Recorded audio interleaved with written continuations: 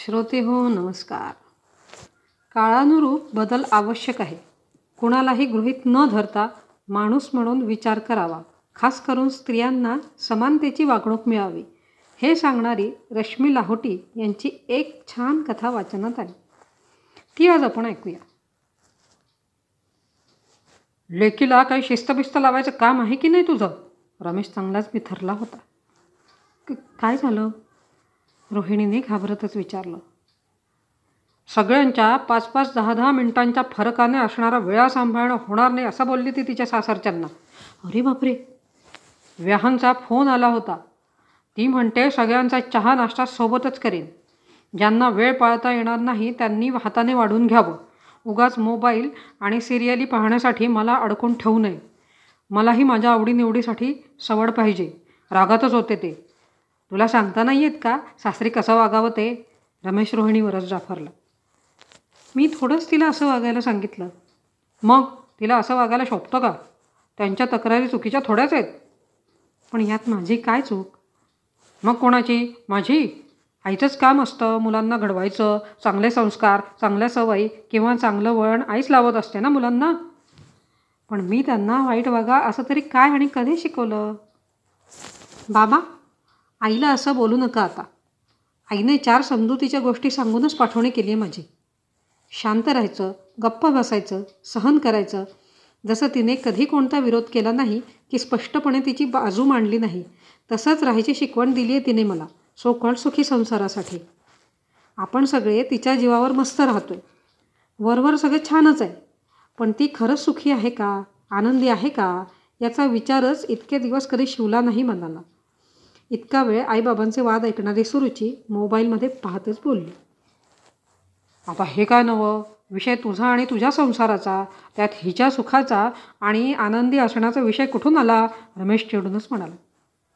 हो बाई, माझं झालं गेलं गंगेला मिळालं. तुझा संसार, तुझा नवा परिवार आनंदी राहणं तुझ्याच हाती आहे. त्यासाठी तुलाच बदलावं लागेल. रोहिणी, सुरुचीची आई तिला समजावत म्हणाली. आई, खुशाल सगळेच तुला दोष देऊन मोकळे होत आहेत. पण माझ्या वागण्या बोलण्यात बाबांचा, आजी आजोबांचा काहीच परिणाम कसा नसेल? मी जर माझ्या घरात चुकीची वागते तर त्याला तुझ्यापेक्षा आपल्या घरातले बाकीचेच जबाबदार आहेत. आम्ही सगळ्यांनी तुला आमच्या हिशोबाने नाचवलं. महत्त्वाचं कोणतंही काम नसताना तू सांगितल्याबरोबर खाणं पिणं न उरकता कोणी 5 मिनटं थांब तर कोणी 20 मिनटं थांब असं करून तुला नेहमीच ताटकळत ठेवलं. तू कधी काही बोलायची नाहीस, पण थकायची, त्रागा करायची. पण आम्ही खुशाल तिकडे कानाडोळा करायचो. अर्थात हे जेव्हा माझ्यावर आलं तेव्हा मला जाणवलं तुला किती त्रास झाला असेल अशा बेशिस्त वागण्याचा. आम्ही बाकीचे कशा जबाबदार? शालिनी, सुरुचीची आजी मध्येच पुटपुटली. त्यांची तक्रार काय आहे? मी काही खूप मोठमोठ्या चुका करते का? की मी काही काम करत नाही? सांगा ना, नेमकी तक्रार काय आहे त्यांची? सुरुची रमेशला म्हणाली. साध्या साध्याच गोष्टी आहेत. पण त्याचा मोठा बाऊ केला त्यांनी हे खरं आहे. पण असं चालतच असतं. आपणच ॲडजस्ट करायला हवं.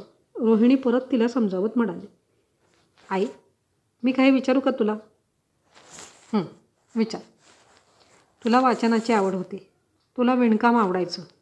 तू सांगतेस तुला टी व्हीवर पिक्चर पाहायलाही आवडायचं. यातलं तू काय करतेस? नेहमी नाही तरी कधीतरी, एखादा रविवारी. का? वेळच कुठे असतो? रोहिणी म्हणाली. का? घरात तर असतेस पूर्ण वेळ. मग वेळ कसा नसतो? शिवाय कपडे, भांडी आणि फरशीला तर मदतनीस आहे आपल्याकडे. मग वेळ कसा नसतो? सुरुचीचा प्रतिप्रश्न. अगं, पण तुम्हा सगळ्यांच्या चहाच्या, नाश्त्याच्या आणि जेवणाच्या वेळा वेगवेगळ्या, आवडी वेगवेगळ्या. नाश्ताच 2 प्रकारचा करावा लागतो. कधी तर प्रत्येकाचा वेगवेगळाही. मग वेळ कसा पुरणार? रोहिणीने तिची बाजू स्पष्ट केली. ही शिस्त आजीने लावायला पाहिजे होती. सगळे खाण्यापिण्याच्या वेळा पाळतील. सगळे एकाच प्रकारचा जितका आवडेल तितकाच नाश्ता करतील. मग आपोआपच बाबांना आणि आम्हाला सवय लागली असती. किमान तू विरोध तरी करायचास अशा सवयींचा. बाई, आता माझ्यावरच का? मीही असंच सगळ्यांच्या वेळा सांभाळतच संसार केला आहे की गो? आजीची धुसफूस. हो, तू 6:30ला चहा घेते. आजोबा 7ला, बाबांना 6:15ला लागतो. दादाचा तर टाईम टेबलच नसतो. अर्थात माझाही नसायचंच म्हणा. पण सगळ्यांनाच आयतं हातातच हवं असतं. आई, त्याला ना तू कधी विरोध केला, ना समजावून सांगितलं, ना आम्ही कधी त्याचा विचार केला. जे सकाळच्या चहाचं तेच नाश्त्याचं, तेच दुपारच्या जेवणाचं, संध्याकाळच्या चहाचं आणि विशेष म्हणजे संध्याकाळी तर कोणतीच धावपळ नसतानाही रात्रीच्या जेवणाचंही. 10-15 मिनिटांच्या फरकाने सगळे खाणार आणि तू त्यांना गरम गरम पुरवणार, बरोबर? हो, तसं करावंच लागतं घरच्या बाईला. त्यामुळेच तर वेळ पुरत नाही. पण सगळ्यांची एक वेळ ठरवली तर सोयीचं नाही का होणार तुझ्याही? आणि तू कधी खातेस? तर मध्ये जेव्हा वेळ मिळेल तेव्हा, जे उरेल ते, थंड, निवलेलं, जसं असेल तसं. पण कुणाला त्याचं काही पडलंय का? जाणीव तरी आहे का? आजोबा आजी फिरून येतात, बाबा जॉगिंग करून येतात, आम्ही जिमला जातो. तुला नको का मी टाईम शरीर स्वास्थ्यासाठी? हवाय ना, पण कुठून काढू मी टाईम माझ्यासाठी? तसाच कामामुळे व्यायाम होतो माझा. व्यायाम नाही, दगदग होते.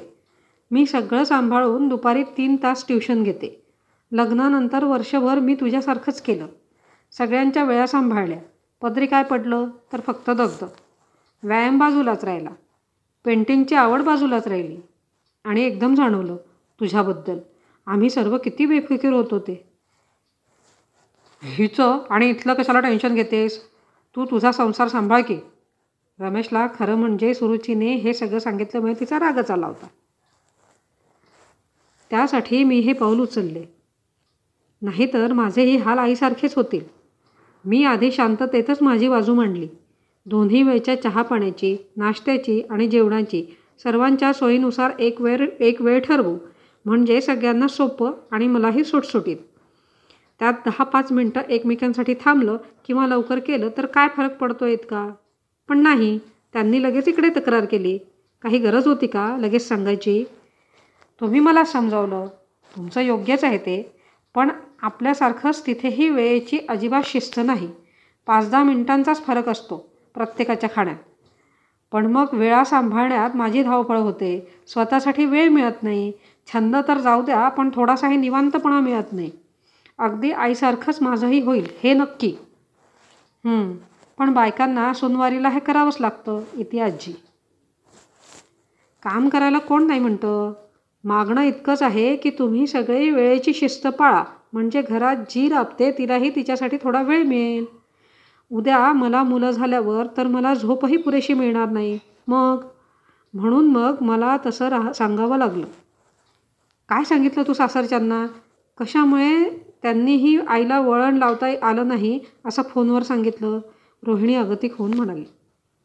आई, तुझा काहीच दोष नाही यात. पण आम्हीच सगळे बेफिकीर आणि मनाला वाटेल तेव्हा तुला दिवसभर स्वयंपाकघरातच गुंतून राहायला भाग पाडायचो. खरं म्हणजे आम्हालाच काही शिस्त राहिली नाही. चुकलोच आम्ही. सौरभ दादाही वरमला होता आता. हो ना, मला आईची घुसमट तिथे गेल्यावर जेव्हा माझ्यावर तीच वेळ आली तेव्हा जाणवली. म्हणून मी त्यांना एवढंच सांगितलं की सगळ्यांच्या चहा, नाश्ता आणि जेवण एकाच वेळी होईल. ज्यांना ती वेळ सोडून हवं असेल तर गरम गरम करून देणं शक्य होणार नाही आणि वाढणंही होणार नाही.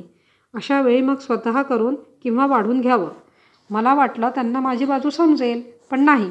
उलट त्यांनी आडमुठेपणा सुरू केला आणि इकडे तक्रार केली. कामचुकारपणा करायचा हेतू नाही पण मला माझ्यासाठीही वेळ हवाय. मला दिवसभर गुरफटून राहायची इच्छा नाही. आईसारखं मन मारून मी राहणार नाही, बस एवढंच. संसार एकट्या गृहिणीचा असतो का? ती घरातच आहे म्हणजे तिच्या प्रत्येक मिनिटावर बाकीच्यांचा हक्कच असतो का? सामंजस्य आणि बदल सगळ्यांची जबाबदारी नाही का? घरातील ज्येष्ठांनी आणि कर्त्या पुरुषाने जर हा बदल स्वीकारला, सवय लावली, वेळेचं गणित बरोबर बसवलं तर मुलांना नक्कीच ही शिस्त लागेल.